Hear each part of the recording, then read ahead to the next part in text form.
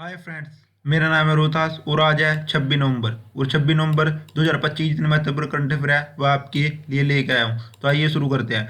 25 नवंबर को महिलाओं के विरुद्ध हिंसा उन्मूलन दिवस मनाया जाता है। वर्ष 2025 में इस दिवस की थीम क्या है?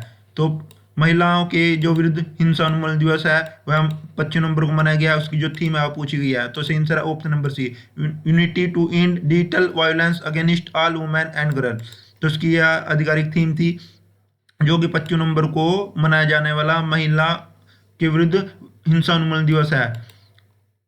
इसकी थीम थी unity to end digital violence against all women and girl. नवंबर मंथ के दिन महत्वपूर्ण दिवस है वह भी साथ में देख लेते हैं। 1 नवंबर को विश्व वीगन दिवस मनाया जाता है। 5 नवंबर को विश्व सुनामी जागरूकता दिवस मनाया जाता है। 7 नवंबर को राष्ट्रीय कैंसर जागरूकता दिवस मनाया जाता है। 8 नवंबर को विश्व रेडियोग्राफी दिवस मनाया जाता है। 9 नवंबर को राष्ट्रीय विधिक सेवा दिवस मनाया जाता है और 10 नवंबर को विश्व विज्ञान दिवस, जो कि शांति एवं विकास हेतु जो है मनाया जाता है। इस बार इसकी जो थीम थी वह इंपॉर्टेंट है, उसे भी देख लेते हैं। Trust transformation and tomorrow the science we need for 2025 जो है इसकी आधिकारिक थीम थी। 11 नवंबर को राष्ट्रीय शिक्षा दिवस मनाया जाता है। इसकी आधिकारिक थीम थी AI and education preserving human agency in a world of automation.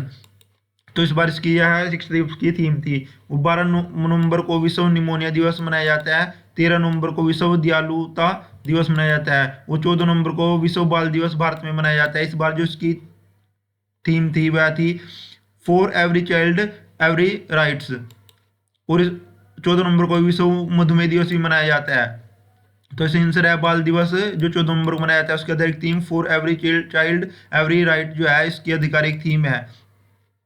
15 नवंबर को झारखंड स्थापना दिवस, जो कि बिरसा मुंडा की जयंती मनाया जाता है। 16 नवंबर को अंतर्राष्ट्रीय सहिष्णुता दिवस, राष्ट्रीय प्रेस दिवस भी मनाया जाता है। 17 नवंबर को अंतर्राष्ट्रीय छात्र दिवस, राष्ट्रीय मृग दिवस मनाया जाता है। 19 नवंबर को अंतर्राष्ट्रीय पुरुष दिवस, विश्व शौचालय दिवस मनाया जाता है और 20 नवंबर को विश्व बाल अधिकार दिवस मनाया जाता है। इस बार जो बाल अधिकार दिवस की उसकी दो थीमें थी, जो यानी कि ड्यूल थीम थी अब की बार। वह है, पहली है माई डे माई राइट्स और दूसरी है for every child every rights, जो इसकी बार दो थीमें थी।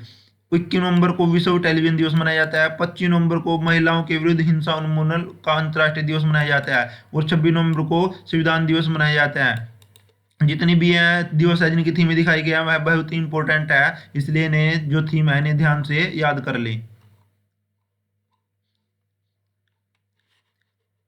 हेली गुब्बी ज्वालामुखी कहाँ स्थित है, जिसमें ज्वालामुखी फटने से खबर चर्चा में है? तो हाल ही में जो है हेली गुब्बी ज्वालामुखी में है, ज्वालामुखी फटा है। इसे किस क्षेत्र में है? तो सही आंसर ऑप्शन बी, इथोपिया का जो अफार क्षेत्र है उसमें है स्थित है।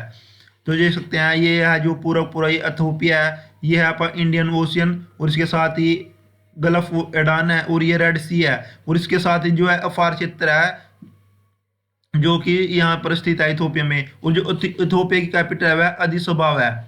तो हाल ही में जो फार क्षेत्र है इसमें जो ज्वालामुखी है उसमें जो है विस्फोट देखने को मिला है।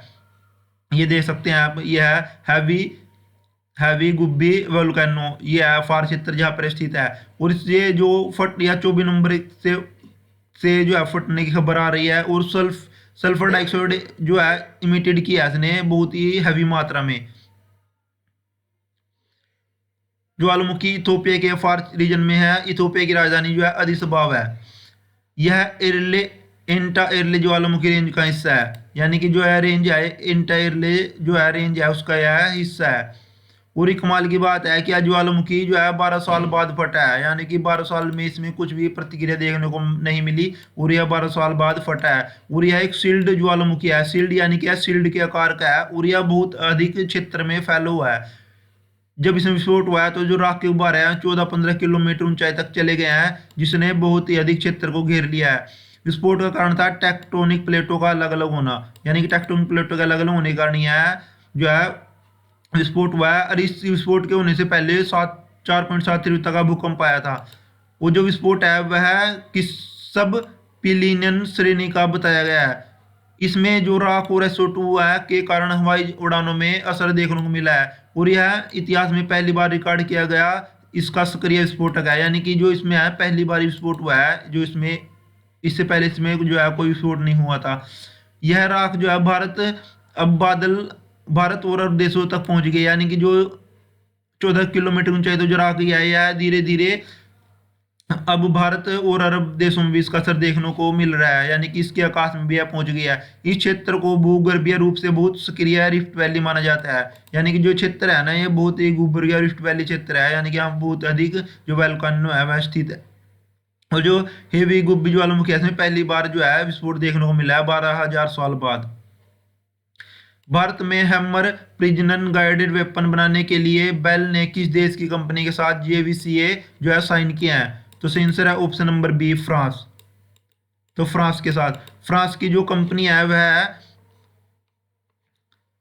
Saffron electronic and defence SED, जिसके साथ जो है बेल ने जो है JVCA साइन किया है।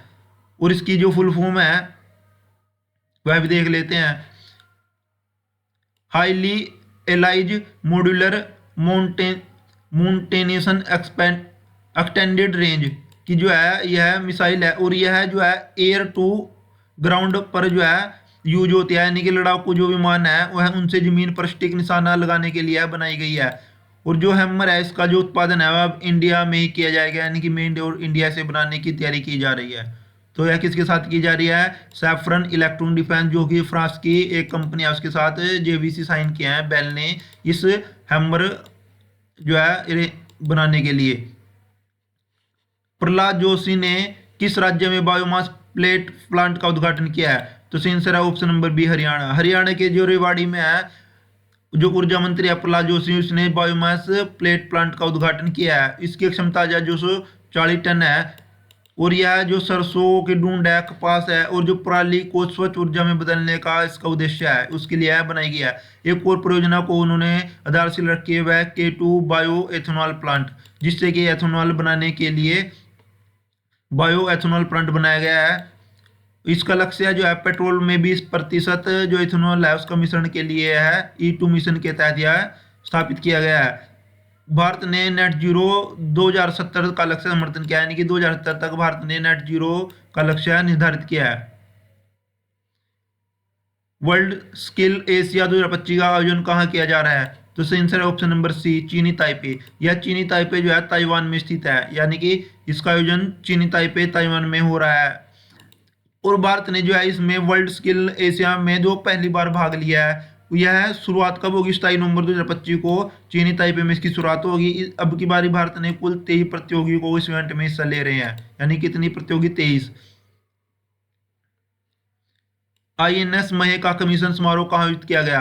तो हाल ही में भारतीय नौसेना ने महे को जो है कमीशन कर लिया है, और इसका जो कमीशन समारोह था वह मुंबई के नौसेना डॉकयार्ड में जो है शुरू किया गया था। INS महे को 24 नवंबर 2025 को कमीशन किया गया है, और इसका कमीशन जो है मुंबई के नौसेना डॉकयार्ड में हुआ है। INS महे एक एंटी सबमरीन वाटरफेयर सेलो वाटरक्राफ्ट है, यानी कि जो उथले समुद्र है वहां पर भी यह खतरों का पता लगाने में सक्षम है। वो जो महे श्रेणी का पहला स्वदेशी युद्धपोत है, यानी कि जो इस श्रेणी का बनने वाला पहला युद्धपोत है महे। यह पानी के भीतर छिपे खतरों का पीछा करने और उन्हें निष्क्रिय करने के लिए डिजाइन किया गया है।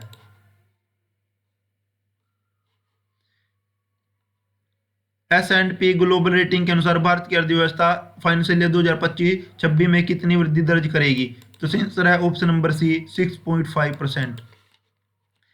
S&P ग्लोबल रेटिंग के अनुसार अनुमान लगाया है कि फाइनेंशियल 2025-26 में भारतीय अर्थव्यवस्था 6.5 की दर से बढ़ेगी, जो मजबूत घरेलू मांग और नीतिगत स्थिरता को दर्शाता है। वो जो फाइनेंशियल ईयर 2026-27 के लिए वृद्धि दर 6.7 बताई गई है, जो कि निरंतर आर्थिक सुधार अनुकूलन परिस्थितियों को दर्शाती है, यानी कि जो 25-26 के लिए वह तो 6.5 का अनुमान लगाया गया है, और जो 26-27 के लिए वृद्धि दर है वह 6.7 बताई गई है। तो इसी के साथ आज की वीडियो समाप्त होती है। उम्मीद करते हैं वीडियो आपको पसंद आएगी। इसे लाइक करें, शेयर करें और हमारे चैनल को सब्सक्राइब जरूर करें। Thanks for watching. जय हिंद, जय भारत।